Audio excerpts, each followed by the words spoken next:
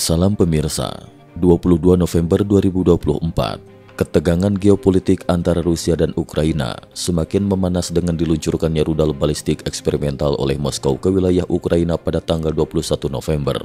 Serangan ini menandai eskalasi signifikan dalam konflik yang telah berlangsung, sambil disusul oleh langkah kontroversial Pengadilan Kriminal Internasional ICC yang mengeluarkan surat perintah penangkapan terhadap beberapa pemimpin Israel.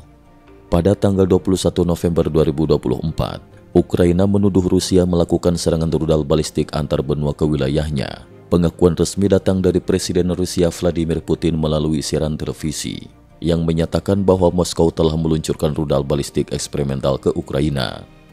Pentagon juga mengeluarkan pernyataan resmi terkait serangan ini, menyoroti meningkatnya ketegangan antara kedua negara. Laporan dari AFP mengungkapkan bahwa juru bicara Kementerian Luar Negeri Rusia, Maria Zakharova, menerima telepon tiba-tiba saat sedang dalam konferensi pers rutin. Suara seorang pria terdengar jelas melalui pengeras suara, menginstruksikan agar ia tidak memberikan komentar mengenai serangan rudal tersebut. Zakharova dengan cepat mengucapkan terima kasih dan menutup telepon tersebut. Menurut CNN, target serangan adalah kompleks pabrik Yukimas di kota Dnipro, Ukraina. Hingga saat ini, belum ada kepastian apakah panggilan tersebut merupakan pengaturan sengaja atau kebetulan. Dalam siaran yang sama, juru bicara utama kebijakan luar negeri dan keamanan Uni Eropa, UI, Stano, menyatakan bahwa serangan ini menandakan peningkatan signifikan dari pihak Putin. Jika dikonfirmasi, peluncuran rudal balistik antar benua akan menunjukkan perubahan kuantitatif dan kualitatif dalam perang ini. Pembawa acara saluran politik, Chiang Feng, mengkritik tindakan Putin sebagai demonstrasi kepada NATO untuk menunjukkan tekadnya dalam pembalasan nuklir terhadap penggunaan rudal jarak jauh oleh militer Ukraina yang didukung NATO. Ia mempertanyakan mengapa NATO tidak memberikan informasi intelijen sebelumnya dan mengapa risiko peluncuran rudal RS-26 oleh Rusia tidak diantisipasi. Dalam laporan Reuters, dikatakan bahwa Putin juga memperingatkan kemungkinan akan adanya lebih banyak serangan rudal di masa depan. Blogger militer Vice Glad menambahkan bahwa sejumlah besar pesawat pengebom strategis Rusia T-95 telah meluncurkan rudal jelajah ke Ukraina, memaksa jutaan warga Ukraina berlindung di tempat perlindungan bawah tanah. Fabi Anovno, peneliti doktor di Universitas Oslo, mengemukakan bahwa baik rudal balistik antar benua maupun rudal balistik jarak menengah membawa muatan multi hulu ledak yang sangat signifikan untuk penyampaian sinyal. Hal ini menjadi alasan Rusia memilih jenis muatan ini, khususnya untuk membawa hulu ledak nuklir. Sementara itu, militer Polandia, anggota NATO, melaporkan bahwa Amerika Serikat yang khawatir Moskow mungkin melancarkan serangan besar-besaran, telah menutup kedutaan besar di Kiev dan segera mengirimkan pesawat tempur ke dekat perbatasan NATO dan Ukraina.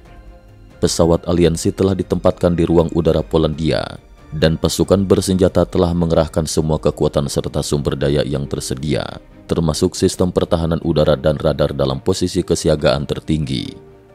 Senator AS Graham mengecam tindakan ICC terhadap pemimpin Israel dan Galan sebagai tindakan paling absurd, menyerukan Senat AS untuk mensanksi lembaga tersebut. Ia berjanji akan mengajukan undang-undang untuk memberlakukan sanksi terhadap negara yang bekerja sama dengan surat perintah penangkapan ICC, menganggapnya sebagai ancaman terhadap Amerika Serikat. Pada hari yang sama, Pengadilan Kriminal Internasional ICC mengumumkan surat perintah penangkapan terhadap Perdana Menteri Israel Benyamin Netanyahu, mantan Menteri Pertahanan Galan serta pemimpin militer Hamas Deif atas tuduhan melakukan kejahatan perang dan kejahatan terhadap kemanusiaan. Langkah ini memicu kecaman keras dari pejabat politik dan berbagai negara. Kantor Netanyahu menanggapi keputusan ICC dengan menyebutnya sebagai tindakan antisemitisme.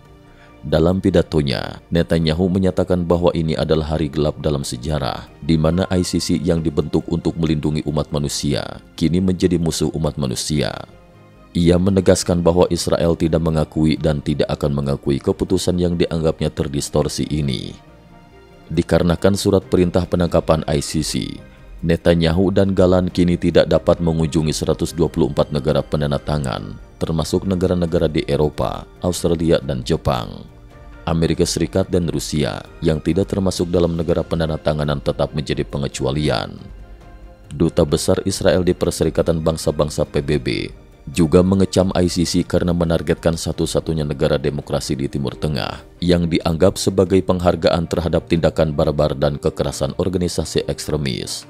Ia menegaskan bahwa Israel akan terus memperjuangkan nilai-nilai moral dunia barat dan tidak akan melepaskan hak pertahanan dasarnya, meski dihadapkan pada resolusi atau tindakan dari PBB.